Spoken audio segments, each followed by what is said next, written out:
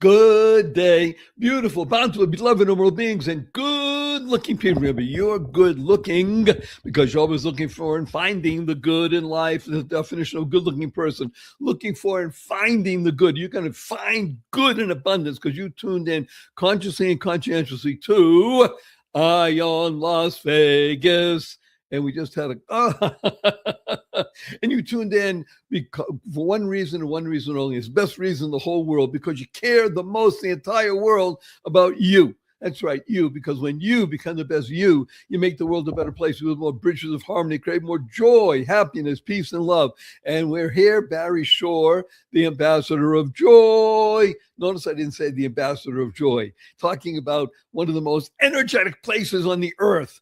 And I live just outside of Las Vegas, a place called Henderson. Whenever I mention Las Vegas, 2 words, people lean in, open their eyes and their ears, they tell me more, because this is a place of energy. And it's a place where things happen. And you're going to meet one of the most energetic, happening people in the world in just a moment. I want to give you an interesting data point about Las Vegas, because everybody knows about it. If you take the entire population of New York City and everything around it, take the entire population of Chicago, all the people around it, the entire population of Las Vegas, of Los Angeles, and all the people around it, and you add in the entire population of Florida, it doesn't equal the number of people that come to Las Vegas in a year. 41 million people come here every year. Why? Because it's a place of energy and excitement and enthusiasm and people making a difference. You're about to meet one of the most interesting, make a difference people in the world. Welcome, please, wonderful Mark Russo. Mark, please say hello to 531,811 people around the world. Hello, nice to talk to all of you. Pleasure. Thank you. Thank you. So for those of you who really know, Barry Shore was born and raised in New England. So when I introduce Mark, it's M-A-H-K, but it's great. Mark Russo is one of the most interesting, energetic, kinetic energy is what he has. And he's visionary. And he basically is able to have done something that few people on earth do, which is to take his passion, channel it, and bring out benefit for all. And he does that with the world of art. So with that, rather than me speak about it, I'd rather you talk about Mark. So you and I are going to both be at Freedom Fest, which is one of the greatest places on earth, in Las Vegas in July. You're going to be showing there, and you have a very large presence because you're a very large present person. What is it about your art that you think makes people stop, ask questions, and get involved? Well, Barry, thank you. First of all, it's a pleasure to be here. And, I've been in the art world my whole life. I'm an artist and a designer and also an entrepreneur. I like to be able to have fun and interact with people. Art, to me, transcends time and space. And I love artwork that makes people feel good and empowers them. We've been a participant of the Freedom Fest show for many, many years. And we bring our artwork there of art of inspiration, immersion, education. We want artwork that makes you feel good. A lot of our product there is our patriotic series, Eagles and Flags and Statue of Liberties. But in the last 40 years of me being in the art world, as a designer and artist, we've amassed a phenomenal collection of pieces, 2,700 different plaster molds, because we're the maker. We build them, we create new images, or we'll buy artwork. And it's pop artwork, it's biblical, historical, Western, wildlife, it's dragons and mermaids to golfers to the biggest statuary in the entire world. But what I love about it is, again, as an artist and a designer, I like to walk away from artwork feeling good. People buy artwork because it makes them feel good. And I think we've got some phenomenal product and people love it. They walk up, they cry, they laugh, they smile, they buy it, they talk about it, and we understand the story and the meaning and the purpose. And when you can share that with the world, it really has an impact. That's what we're excited about it. And we're having a lot of fun doing it, Barry. Oh, I love the F word. We call that the 4-letter FU word that people can use. FU, capital N, capital N. So funds people say, wait a minute, Barry Shore, funds only spelled with 3 letters. Not in our world. The world of the positive, purposeful, powerful, and pleasant, which Mark inhabits. We spell fun, FU, capital N, capital N. So after this show, when you see your family and friends, I want you to point your finger and tell everybody, FU, everybody, add capital N, capital N. They'll start laughing. What are you talking about? I say, now you can talk about what you learned from Mark today. I'm going to mention two things here. One is, if I tell you the backstory of Mark Russo, it would take the rest of the show. I'm going to give you 3 data points. He doesn't do things in a small way. Everything he does is big, impressive. And if you want to look for more information, everything is in the show notes. So don't even have to write anything down. It's all in the show notes. But this show is not about just information. And it's not even inspiration, which he is an inspirational figure. This show is about the T word, which he just used in passing, transformation. His artwork, what he does with his eye and what he brings to people is transformative. Is that fair to say, Mark? It really is. You know, we're doing artwork now that transforms people, and art is the highest known form of communication in the world. It's in everything that we do, and people often take it for granted, but artwork is the basis for communication to all of mankind, and we like to stay at the highest level. But again, to create artwork that's immersive, that's educational, informational, and gives you a feeling of positive energy, positive feedback. You walk away, you feel better than you did before you walked up to the product. Wow. How powerful is that? And it is a viable investment. Because let's talk about money, because people do think about their money. If they're going to say, okay, I want to buy that, not just because it's an emotional feeling, which is great. It's also the possibility, and in your case, the probability of doing well by doing good. Is that true? Yes, I mean, absolutely. You know, we have huge collections. We've got 122 gallery partners across the United States. Our product is sold on 117 cruise ships in 52 countries.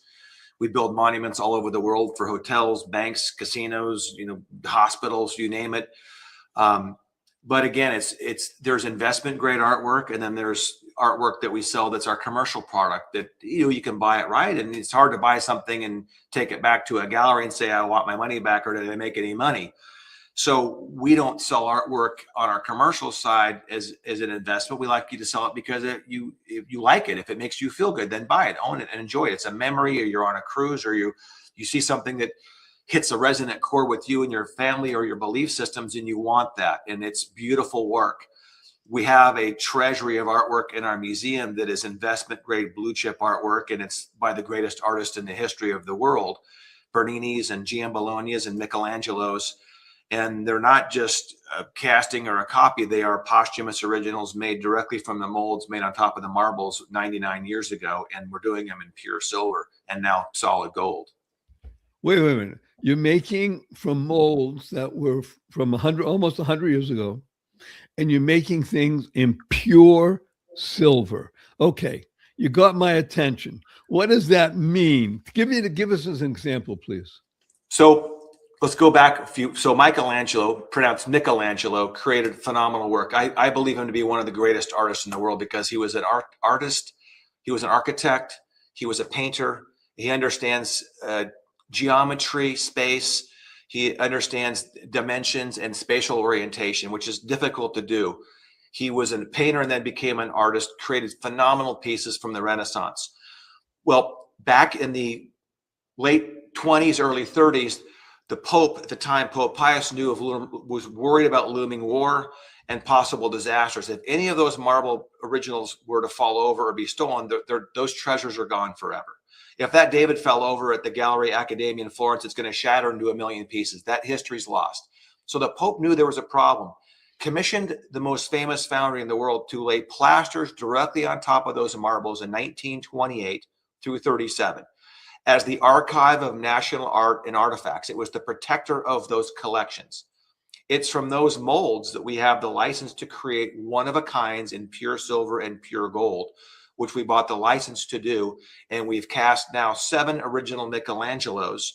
One was the Pietà in pure silver, and we just, believe it or not, will be unveiling the Silver David, actual size, 17 feet tall, is the largest silver casting in human history, in existence. It's absolutely spectacular. Oh, wait a minute. I'm entranced, Mark. What do you mean you're going to be showing the David in pure silver? Is that going to be at Freedom Fest, or is that going to be someplace else? Is it going to be touring around America? Well, it will be on tour. We're going to unveil it in our museum, but it is 17 and a half feet tall and weighs roughly 5,000 pounds. So it's not an easy lift. But what's amazing about this is no one believed it could be done, let alone that the volume of metal that was made in that piece. But again, it's recorded history. That mold was made on top of that marble in 1920. It's from that plaster that we built an original. It's not a copy or a replica. If it comes from the mold made on top of it, it's by the hand of the artist. So there's a lot of education that we have to kind of imbue the world with to let them know what they're looking at. It's not from some scan or some interpretation. It's actually an original Michelangelo. No one believed it could be done.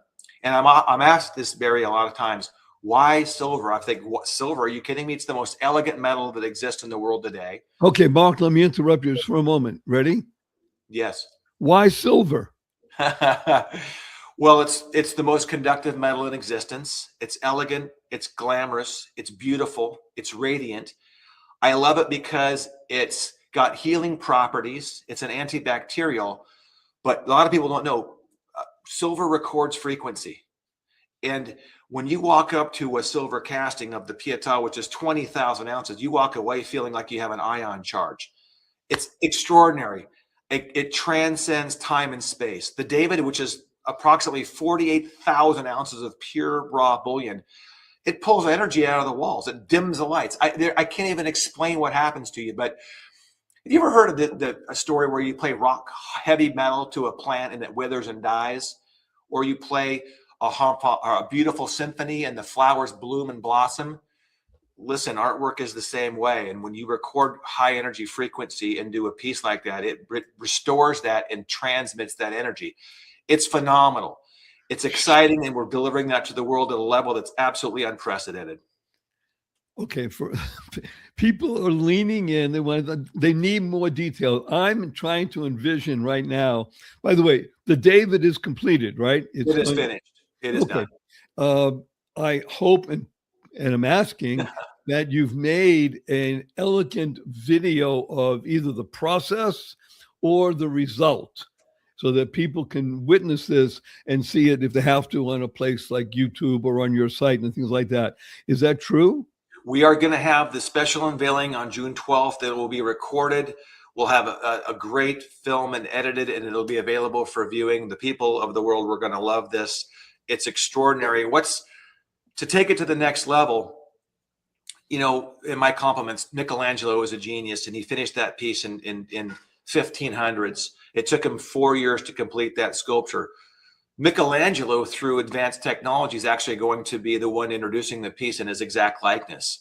So he will be the one who's going to present the piece to the world. Oh, wait. This gets even better and better. So we're going to go. We have, thank God, people that love our show and support it. We wouldn't have them on to think they're worthy of your time and attention. Don't go away. There's more Mark Russo and the awakening of art on the other side of this brief commercial. Be right back. Good day, beautiful, bountiful, beloved, immortal beings, and good-looking people. Maybe good-looking is always looking for and finding the good. Our cup runneth over with good. His name is Mark Russo. He's talking to us today about the most visited, viewed statuary in art history. It's called the David. And it was done by one of the most remarkable human beings ever, Michelangelo, or you say Michelangelo. And Mark is talking about what he's been able to do because of a unique situation of the Pope in the 1920s, making sure that this art would be preserved and no war would topple this amazing statue and be in pieces, be able to create molds just from the original that Mark has the license right to, and has made this piece in pure silver. 17 and a half feet tall. Hello. It's bigger than any basketball player. Matter of fact, you could put two basketball players each on top of each other, and it still wouldn't equal the Michelangelo. That's a good analogy. I like that. Okay, and he's about to make videos and such, and with the help of AI, have Michelangelo himself speak to us about it. Is that correct? Yeah. So with new technology. It's amazing, but Michelangelo did self-portraits, so AI can capture his image and his exact likeness, and we're going to have Michelangelo present the silver David to the world, which in all of the art world, the three most known art objects is the Mona Lisa #3, Michelangelo's Pietà 2, and the most known art object in all of human history is the David by Michelangelo. And so it really is an extraordinary thing. And to have Michelangelo himself, he will be the one I'm going to be introducing at the unveiling, and he will tell you his story briefly about the piece, why he did it, his inspiration for it, and to share it with the world. This is our chance to not only share what his genius was, but it's the revival of the Renaissance, the meaning and the message and the purpose behind it. We're honored to be able to do that. Okay, we have a brief, I just thought of during the break, of an acronym for the word art, because art is, as you say so beautifully, it transcends time and space. Art, A-R-T, awareness reawakens transformation. And that's what the David does. I may be mistaken. If I am, you'll tell me. It may be an apocryphal story or may be true that Michelangelo, a famous sculptor, quite capable, was walking by a quarry, a marble quarry, and saw a piece that had been discarded. And he said, I want that piece. And from that piece of discarded marble, he said, all I did was cut away the stuff that didn't belong there. And what emerged was the David. Have you ever heard that? Yes, actually, it is true. Two other artists attempted to do some type of a sculpture. Michelangelo did discover that stone and said he saw the vision of what it was and let it and released it from the stone. He let David escape from it. But Michelangelo's genius was spatial orientation. He knew perspective. The head is a little bit bigger because from down below, the view up angle, it looks perspectively correct. But that's the genius behind him and his ability to, as an architect, understanding that geometry was a very important part of his genius and his ability to create those pieces. We brought it back to life in pure silver from the actual molds. Was one of the greatest honors of my life to be able to do that. I love that. We brought it back to life. Okay, I'm going to poke you just a little bit. Is Michelangelo going to speak in his native Italian or in English? Well, we're going to have it translated into 40 different languages, but he'll be speaking with an Italian accent in English in our museum on the 12th. Okay. Why did you choose the 12th of June? It's the time we had an opportunity to get a lot of our shareholders and collectors together at the moment. It's finished now, and we didn't want to wait. We wanted to share it with the world, and it will be going on tour. We're working with a few museums. I can't disclose which to take the piece on exhibition, because what's so unique about this, it's not just like walking into a museum and looking at a piece and walking by. You're going to be able to interact with Michelangelo and ask him about other artwork and other artists, including Bernini and other things. So that's tip of the spear. We're on that edge, but it gives somebody, if you walk up to a piece, and we've all been to museums and looked at them, it's like, oh, that's interesting. And you just kind of walk away to the next thing. As important as the artwork is, this is the first time you're going to actually be able to engage the artist that did the piece with all the known data in the world about that artist and understanding the meaning and the purpose in less than 2 or 3 minutes. It'll be there. You'll have it. That changes the way you're going to look at that artwork, because once you understand it, you're going to have a greater appreciation for it. And that's a very powerful thing that we're going to do. It's a transformative experience. So you can't have any discussion. We're in the year 2026. People will be watching this 50 years from now, 100, maybe 1,000 years from now. We're in the beginning, the emergence. You can't speak to anybody without mentioning 2 letters, AI. So for me, AI means always improving. That's my AI. Now, we could also talk about artificial intelligence, which is what you're going to be using. How are you also, since you are a visionary, Mark Russo, what do you see happening with AI vis-a-vis artwork? Well, what I love about it is you can share that message quickly. And I mean, who knows about Bernini? I mean, with AI, you can literally generate his image and you can speak with him. So AI, as powerful as it is, can capture all the world's information in a millisecond and share it with the world. That wasn't attainable even 6 months ago. So for me, AI doesn't help me make the artwork, but it helps share the story so people get the understanding and the message of really why it was built and the inspiration behind it. That's the power of what we're going after. And let's be blunt, story is the essential root of the word history. And what you're doing, Mark, is not just preserving history, you're making it alive. You're animating history, if that's fair to say.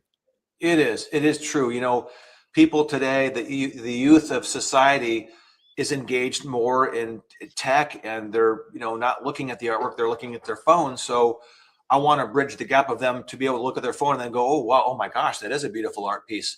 Not to diminish that, but I want to use AI as a tool, again, for educational purposes quickly. I mean, fast, where you can walk up in less than a minute, understand why something was done and how powerful that artwork really is. It'll give the artwork more exposure, but gives people a true understanding of what its purpose was, because it's so powerful. It's such a beautiful thing. And I think it's getting lost. And I want to bring that back. Again, it's a revival of all great artwork, not just the Renaissance, but all artwork.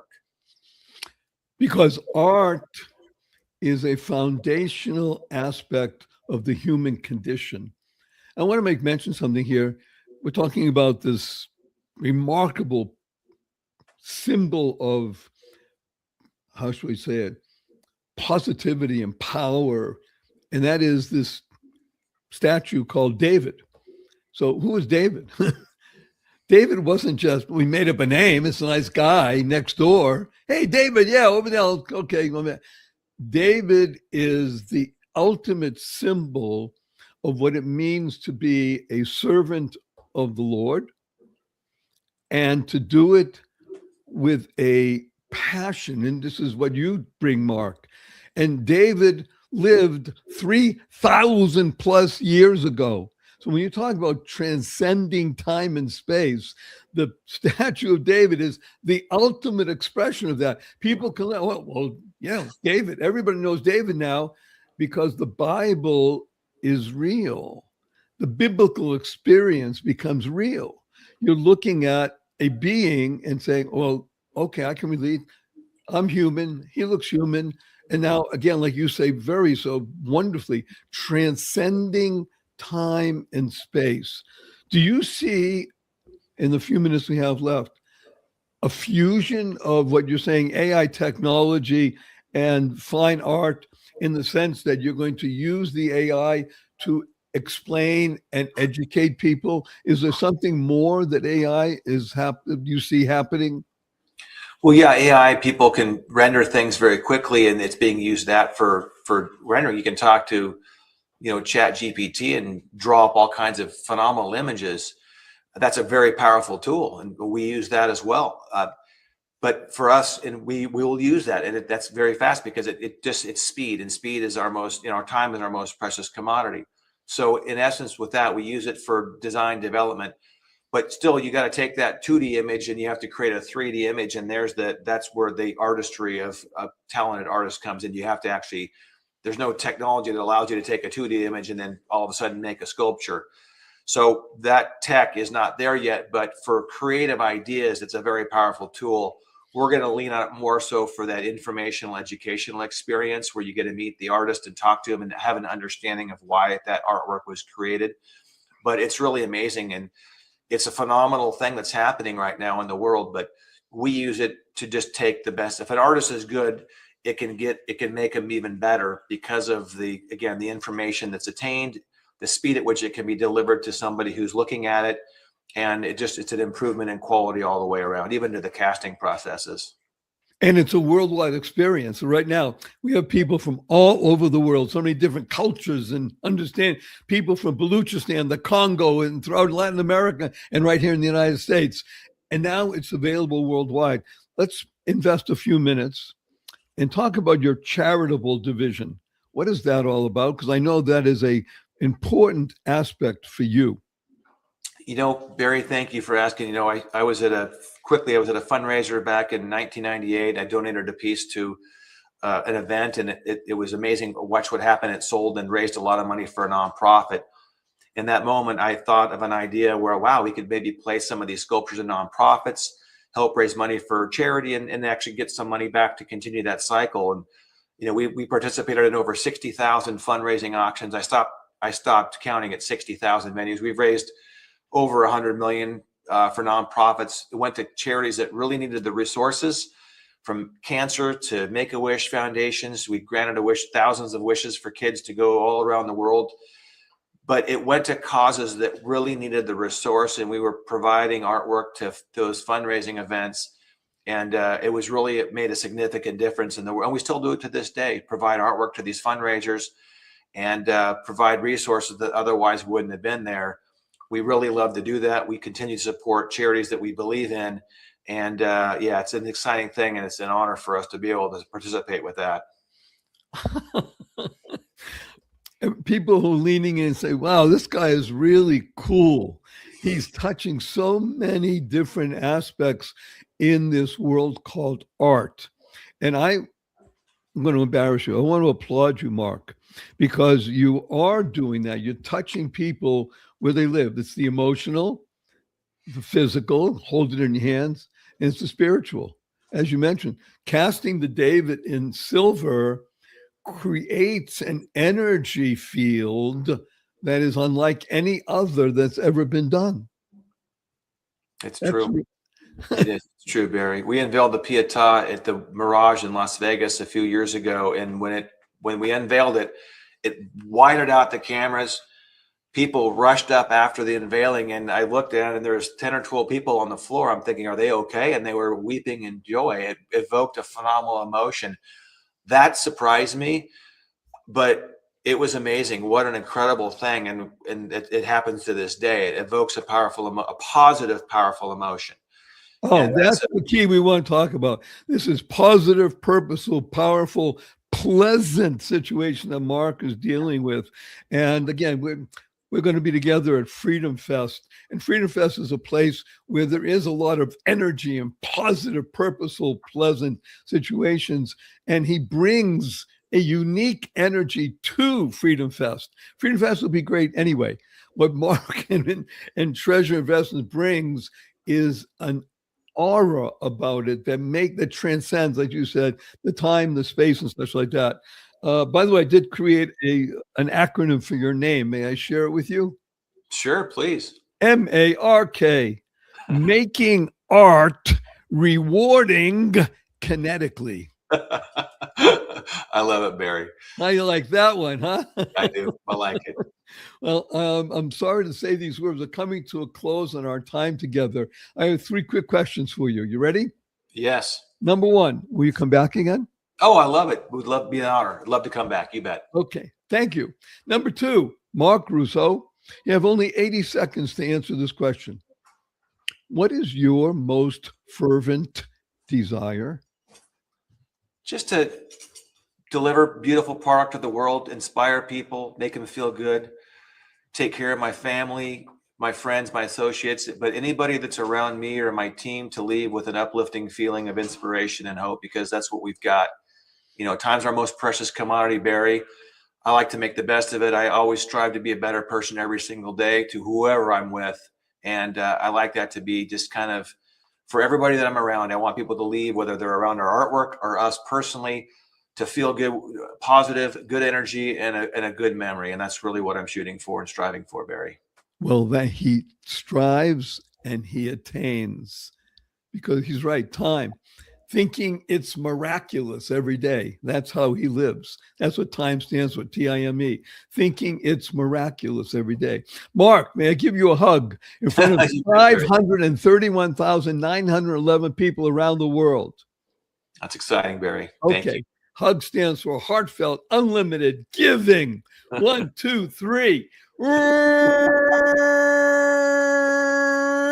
And remember, you're listening to Eye on Las Vegas, the essence of energy in a guy named Mark Russo. And by the way, as good as he is, this show is not about Mark.